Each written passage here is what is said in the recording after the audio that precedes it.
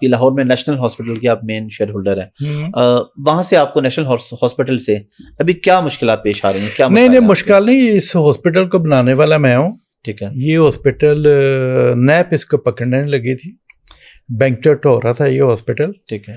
اس کو میں کسی ڈاکٹروں کو جانتا تھا، اب میں نے کسی کا نام نہیں لینا کیونکہ پہلے میں ان کا نام لیتا تھا تو وہ خوش نہیں تھے، تو اب وہ جانے ان کا کام جانے. ٹھیک ہے. تو میری منتیں کرتے تھے، دن میں 1000 فون آتے تھے. میں پی سی میں ٹھہرتا تھا 30 سال، آ کے لابی میں بیٹھے رہتے تھے، میرا انتظار کرتے تھے میں آؤں. تو اس ہاسپٹل کو بچانے والا میں ہوں، اس ہاسپٹل کو بنانے والا میں ہوں. اس کی پیچھے بلڈنگ میں نے بنائی، اس کی پارکنگ پلازا میں نے بنایا، فارمیسی میں نے بنائی، کمرے سارے میں نے بنائے. کیونکہ یہ ڈاکٹر ہیں، ان کو بزنس کا کیا پتہ. ٹھیک ہے نا، بزنس میں تو میں ہوں، اس کے ڈیزائن میں نے کیے. تو یہ پاکستان میں سب اوورسیز پاکستانی نا، ان کے ساتھ تو ہاتھ ہوتا ہی ہوتا ہے، کیونکہ ہم رہتے ہیں باہر زیادہ، یہ پھر سارے مالک بن جاتے ہیں. وہاں پہ میں یہ ہاسپٹل بنایا تھا کچھ غریبوں کے لیے بھی. اب وہ جو کیش منی ہے وہ سارے غائب کر جاتے ہیں، مجھے شو نہیں کرتے، اور مجھے ایک چیک دے دیتے ہیں ڈیٹرشپ کا. وہ 10 سال سے سیم چیک ہی چل رہا ہے.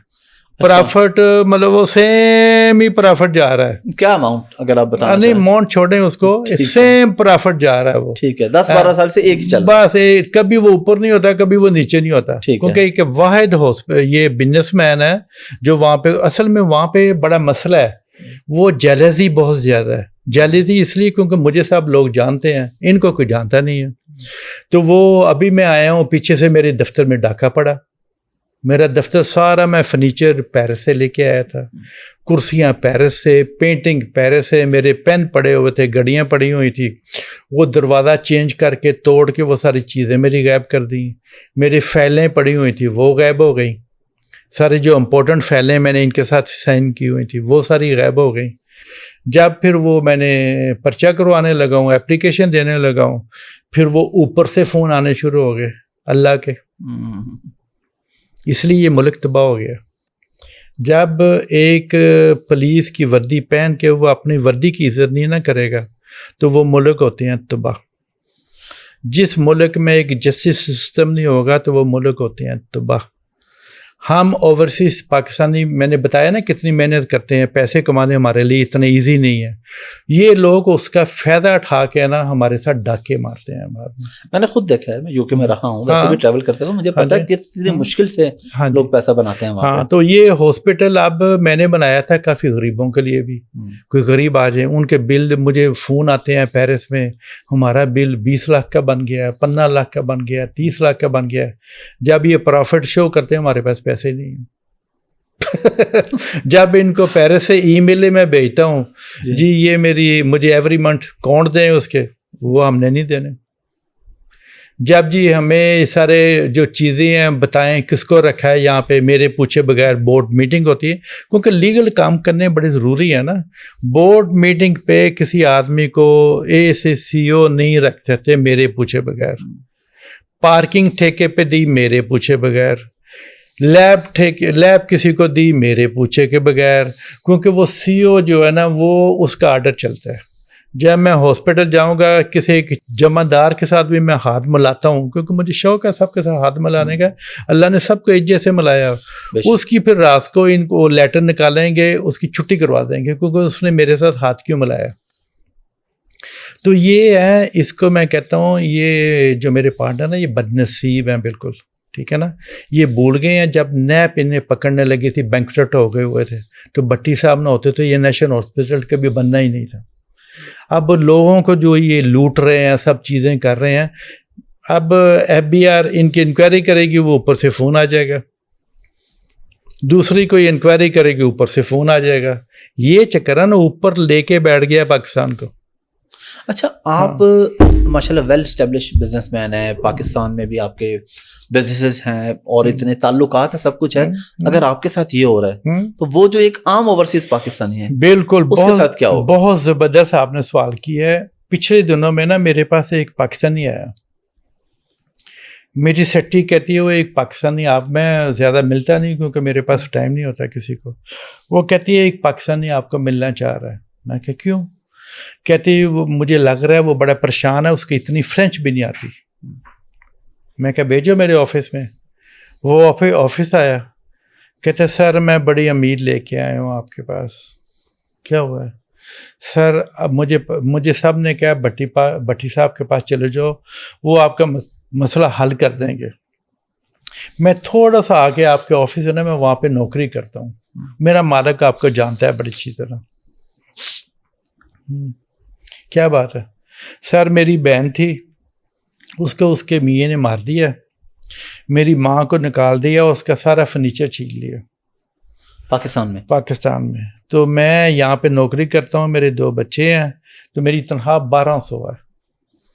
تو میں نے اسٹے آرڈر لیا ہے, وکیل کو پیسے بھیجے ہیں, میرے پاس تو اتنے پیسے نہیں ہوتے. تو میں فون کرتا ہوں, میرا فون نہیں اٹھاتا, میرا کچھ نہیں ہو رہا. تو میں کہا میں تیری ہیلپ کروں؟ کہتا کیا؟ کیونکہ میں نے تو عدالتیں دے رہا ہوں, سارے فراڈ دے رہا ہوں یہاں پہ. میں کہا تو پیچھے ہو جا, چھوڑ دے, اپنی ماں کو کہیں گھر لے دے, میں اس کو فرنیچر لے دیتا ہوں.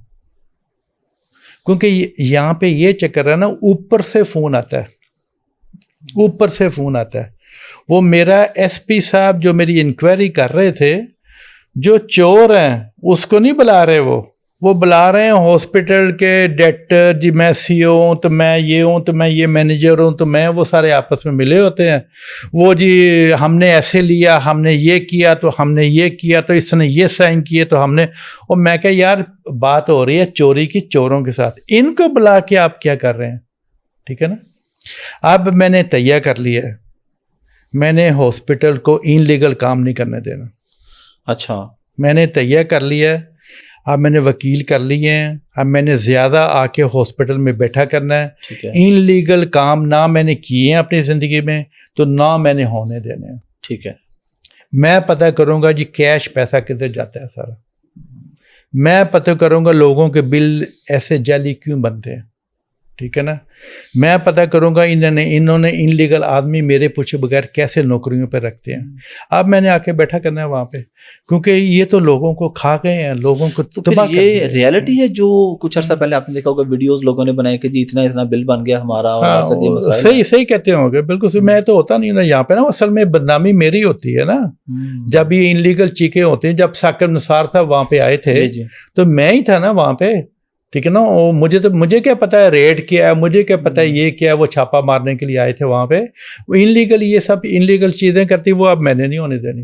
مجھے نہ ملے جو یہ دیکھے ہیں نا, پہلے بھی انہوں نے 3 سال میرے پیسے نہیں دیے تھے, خود آپس میں سارے کر کے تھے. ان کو نہیں پتا جب ہم کور میں جاتے ہیں کفن پہ ایک جیب نہیں لگی ہوتی. بالکل.